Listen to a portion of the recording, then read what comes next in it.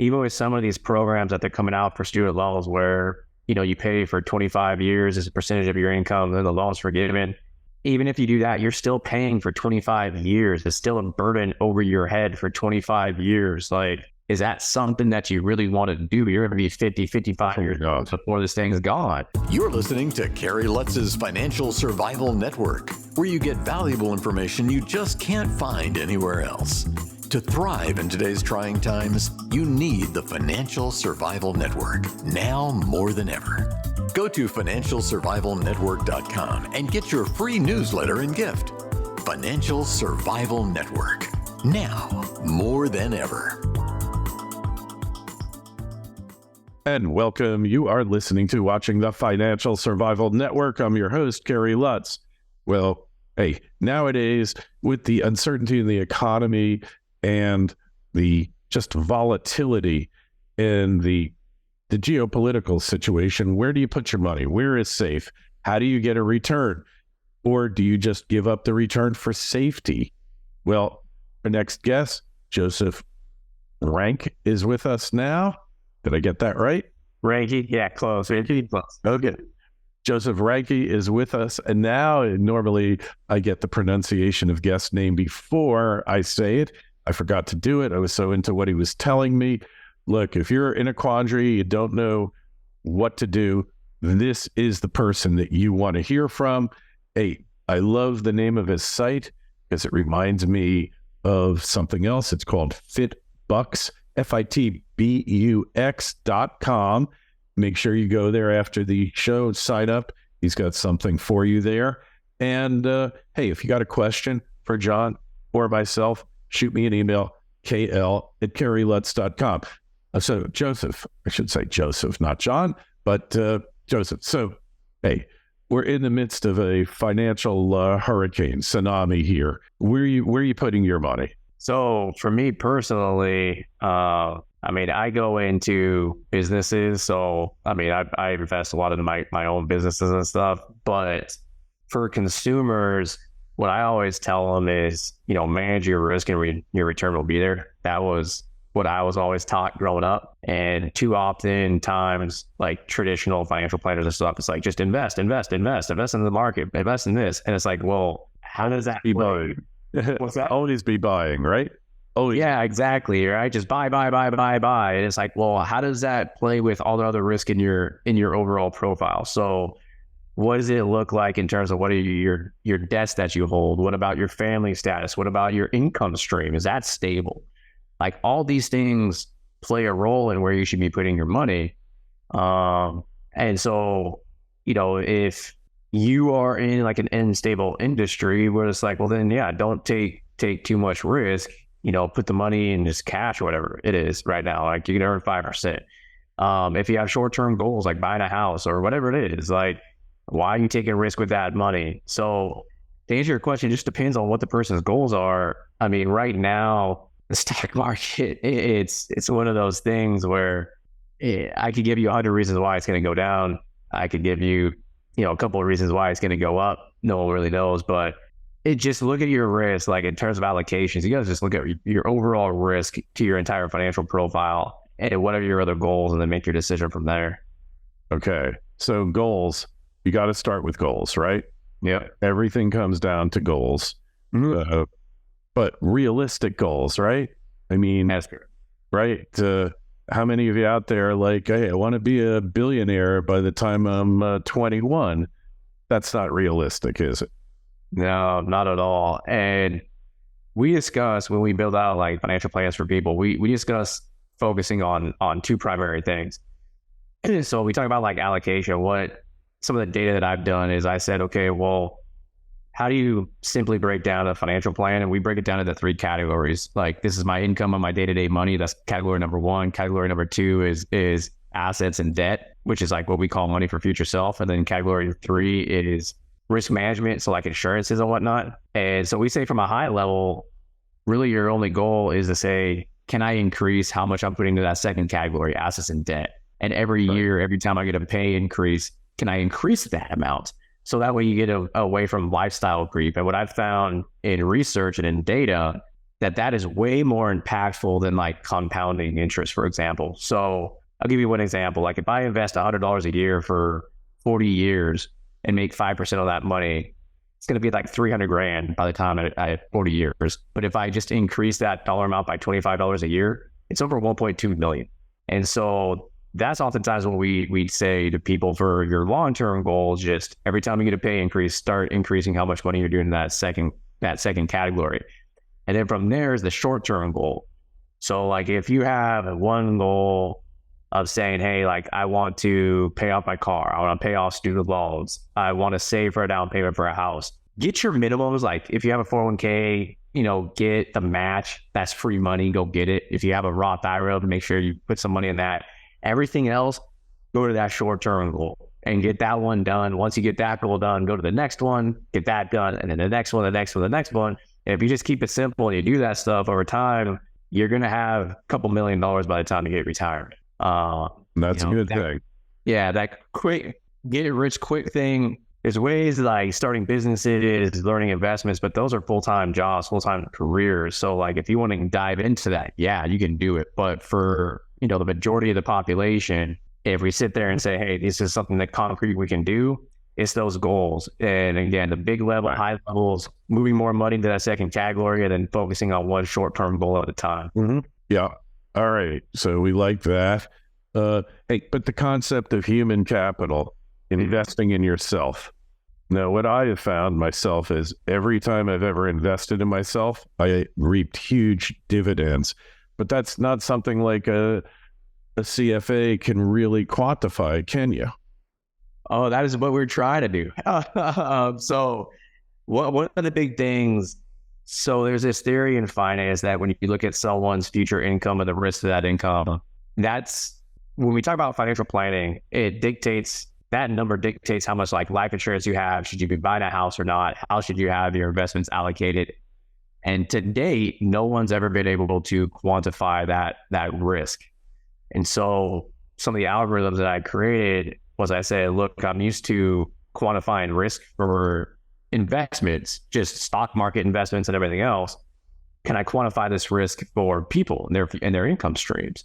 Mm-hmm. And so that's what we started collecting data on. And it's like, okay, well, what happens if I want to go out and learn coding? What if I want to take a data science class? Like, what if I want to go get my master's degree? What is the impact, not only just on an income level, but on a reduced risk level? And so we have taken that and have quantified it. And that's how we actually are building our AI, is off that quantification of human capital analytics. That's the minefield of data. I spent $800 on a course called Podcasting from A to Z. Mm-hmm. And I can't even begin to tell you the return over the past 12 years, but it's many, many times the $800. And I had a discount coupon. It was originally $1,000. So even if it was $1,000, it's reaped so many rewards.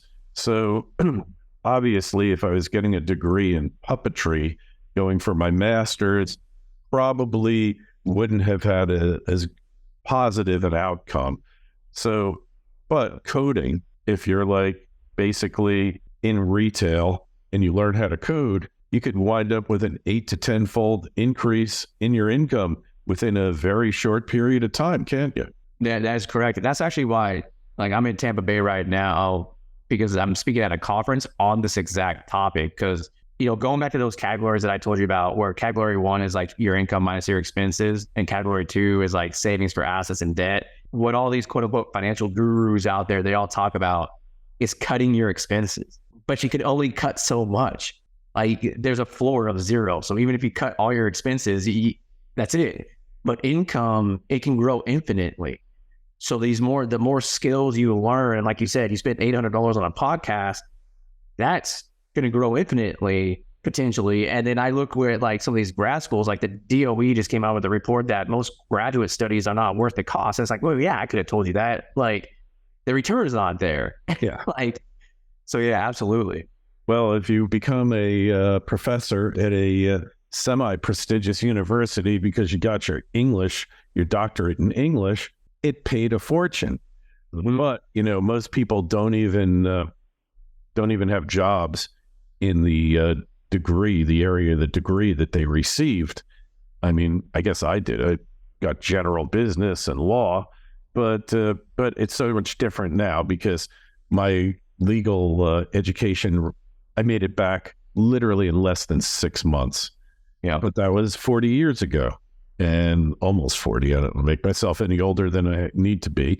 But nowadays, man, I paid a total of $15,000 for 3 years of law school. Maybe, yeah, I think I paid $15,000, and that included various fees. Nowadays, though, you pay $250,000. That's kind of heavy. So, what does your algorithm say about going to a state school as opposed to going to an Ivy League school? Oh, there's a drastic difference, especially, depending on the profession. So I'll give you an example. Like if you go and get your MBA from Stanford, okay, we will see data that says, okay, like your average undergrad makes about 50 grand a year. An MBA from Stanford, it's going to make about $120,000 on average at graduation. So we look at that difference, $70,000. That's like the incremental value. But then if you even dig deeper into that data, you will say, okay, well, the average MBA salary is only 80, Stanford's 120, so it makes a difference. But even within Stanford, like those that had less than 3 years of experience, it's not 120, it's more closer to 80. Those that have more experience is like 180. But so that's like an MBA. But then you deal with other types of graduate degrees. So like we work a lot with doctors in physical therapy, for example. And it doesn't matter if you go to a USC, for example, and pay 200 grand, or if you go to a state school, your income's basically the same. It's very, very minor, and you're probably going to be graduating making about $80,000 a year. And so to your point, it's like, yeah, like go to the JC, go to the state school, keep the cost down, and then it could be worth it.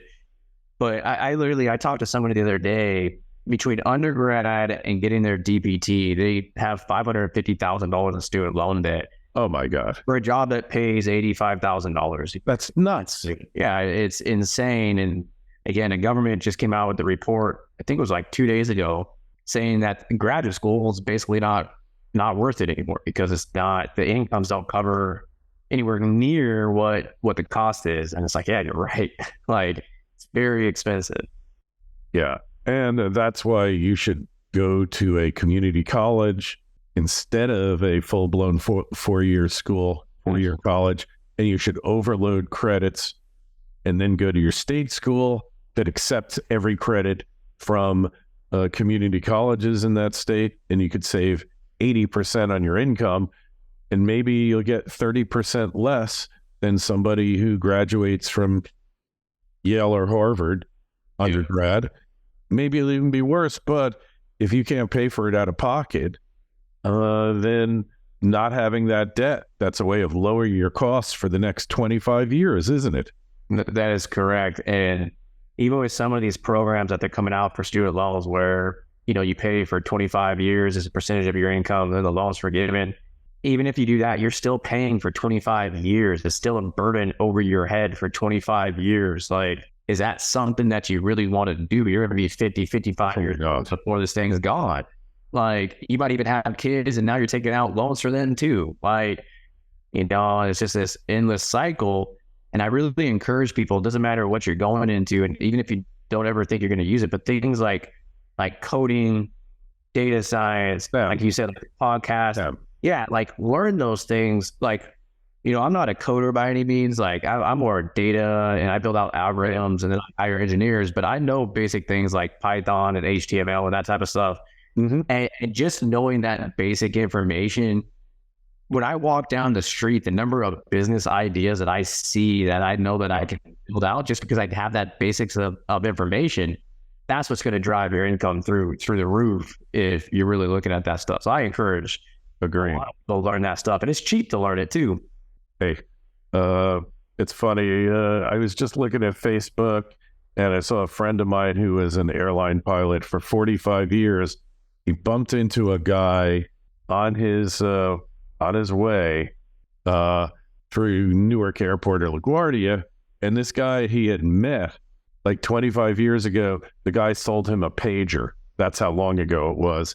And he had a talk with the guy, said, you should become a pilot. Man, it's great lifestyle, income's great, opportunities, especially now with the shortage. And he bumped into this guy 25 years later in LaGuardia Airport, and the guy was flying off to someplace. He'd become a pilot. Now, that's not the lifestyle for everybody by any stretch, but that's something that over the years has proven extremely well paid, great benefits, great opportunities. And if you like to travel, a way to see the world on somebody else's dime. Just one example. And you don't need a college degree to become a pilot, although it doesn't hurt. Yep. Yeah. And there's a lot of degrees like that. Like, so I'll give you an example. Obviously, we hire engineers, and I was just talking to our CTO the other day. Like, I don't see us really hiring out of universities if we need entry-level engineers anymore. Like, I'd much rather go to the code schools and hire people out of code schools, or just hire people that are taught and then give them a test to see how much they know or they don't know, and then hire them off of that. Just because of what we're seeing when we interview people, like, we actually see better people coming out of the code schools. Most of the time it's because they have some experience in the quote unquote real world already. Like, they went to code school because they were doing some other profession. They switched. And they needed it. They needed it for something or other. Exactly. Great point. Well, it's been really enlightening here, Joseph. It wasn't kind of like what we set out to start talking about, but I think it might be much more valuable for you guys out there. Joseph Reinke, and the site is fitbux, FITBUX.com. Make sure you go there, take a look at what he's got. I think you'll be as fascinated as I am. And if you got a question for Joseph, myself, KL@kerrylutz.com. The link to his site is in the show notes to this interview on financialsurvivalnetwork.com. Just click it. It'll take you there. And while you're at the site, please sign up for your free newsletter. Joseph, a pleasure. Thanks so much. Yeah, thanks for having me.